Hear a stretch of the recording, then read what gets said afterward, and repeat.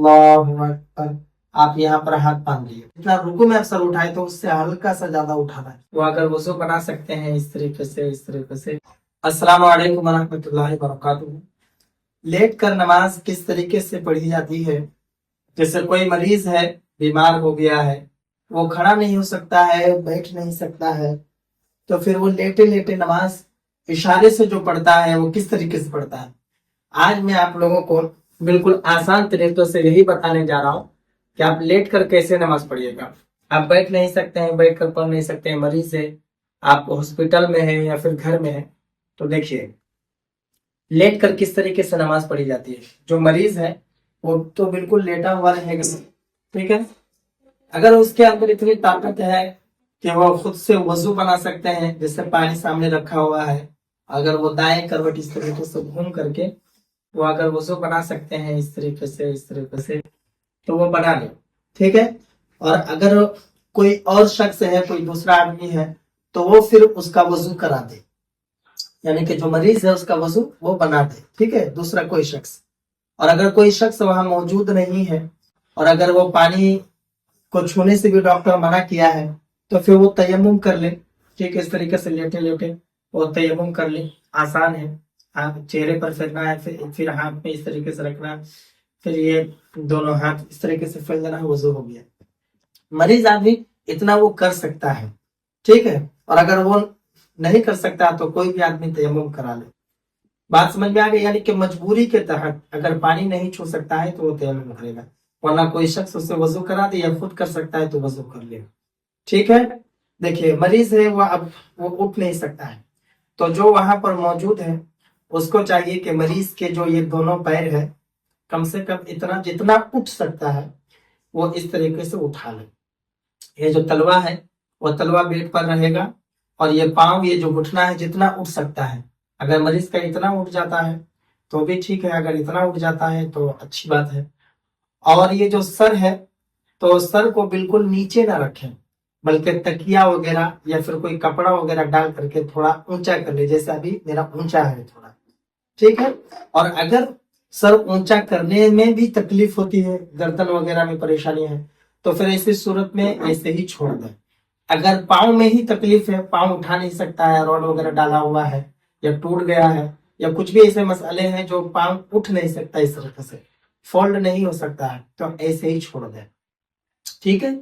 जब आप लेटेंगे तो ये जो मेरा जिस्म है इस तरीके से सीधा रहेंगे, इस तरीके से, और जो पाँव है वो किबले की तरफ रहेगा, और सर अगर ऊंचा कर सकते हैं तो ऊंचा कर ले, ताकि आपका चेहरा भी किबला की तरफ हो जाए।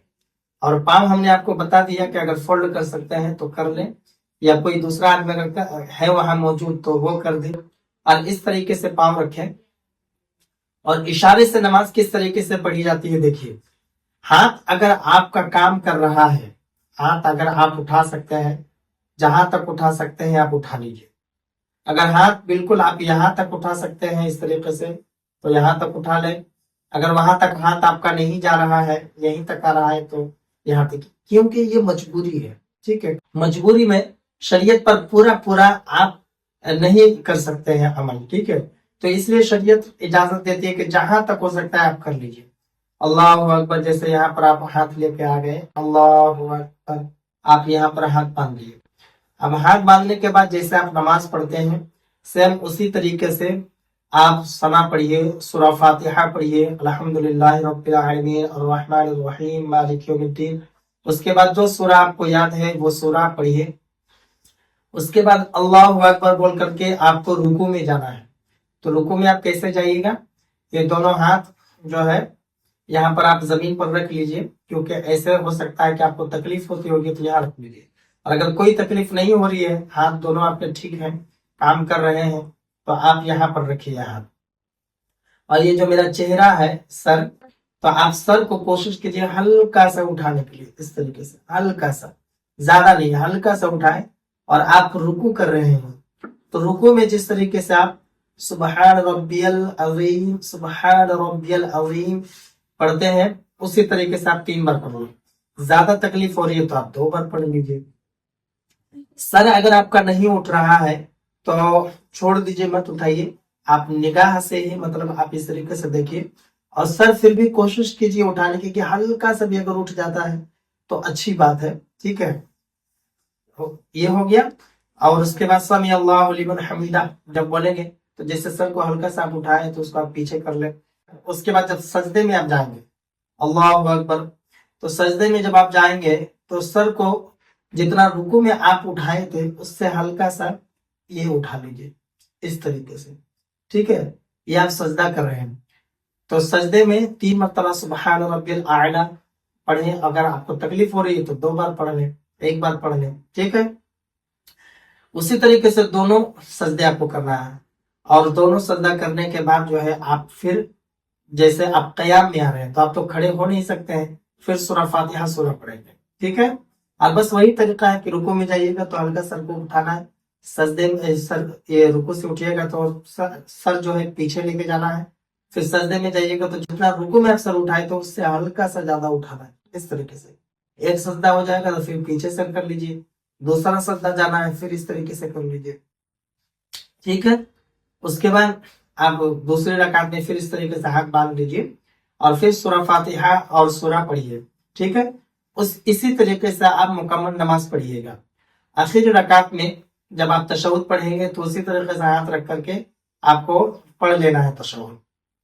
اس طریقے سے ہاتھ نہیں رکھ پاتے ہیں تو اس طریقے سے آپ رکھ لیں, کیونکہ مرض کی بات ہے, کسی کو گھٹنے میں تکلیف ہے یا جسم میں تکلیف ہے یا گردن میں تکلیف ہے, وہ تو جس کو تکلیف ہے وہ اپنے حساب سے پڑھیں گے. ٹھیک ہے, میں بس آپ کو پریکٹیکل کر کے دکھا رہا ہوں کہ سو کر کے اس طریقے سے نماز پڑھی جاتی ہے.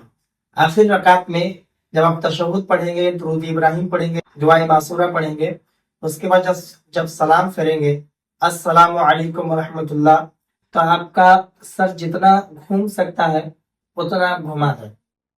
ٹھیک ہے, السلام علیکم ورحمۃ اللہ بائیں جانب. اور اگر آپ کو سر ہی میں تکلیف ہے, گردن میں ہی تکلیف ہے, آپ گھما نہیں سکتے تو ہلکا سا آپ اس طریقے سے موڑ لیں. آنکھیں جو ہے آپ کی ادھر کی طرف دکھتی ہوئے ہلکا سا اسے کر لیں, اور دوسری طرف جب سلام کریں گے تو ہلکا سا اسے کر لیں. یہ ایک طریقہ ہے مریض کی نماز پڑھنے کی. دوسرا ایک طریقہ یہ ہے دائیں کروٹ سو کر کے نماز پڑھنے. انشاءاللہ اس کے لیے الگ سے ایک اور ویڈیو بنا کر کے اپلوڈ کروں گا. امید ہے کہ یہ سو کر نماز پڑھنے کا طریقہ جو اشارے سے ہم پڑھتے ہیں یہ آپ کو آسانی سے سمجھ میں آ گئی ہوگی. باقی اگر آپ کے من میں کوئی سوال یا پھر کوئی ڈاؤٹ ہو تو آپ مجھے کمنٹ پر ضرور بتائیں. ویڈیو کو زیادہ سے زیادہ لوگوں میں شیئر کریں تاکہ جو مریض ہے, بیڈ پر لیٹے ہوئے ہیں اور وہ نماز پڑھنا چاہ رہے ہیں لیکن انہیں پتہ نہیں ہے کہ کیسے نماز پڑھیں گے, تو یہ ویڈیو دیکھ کر کے وہ نماز پڑھنا سیکھے اور اس طریقے سے وہ نماز پڑھے تاکہ ان کی نماز ادا ہو. اور اگر آپ نئے ہیں چینل پر تو چینل کو بھی ضرور سبسکرائب کر لیں.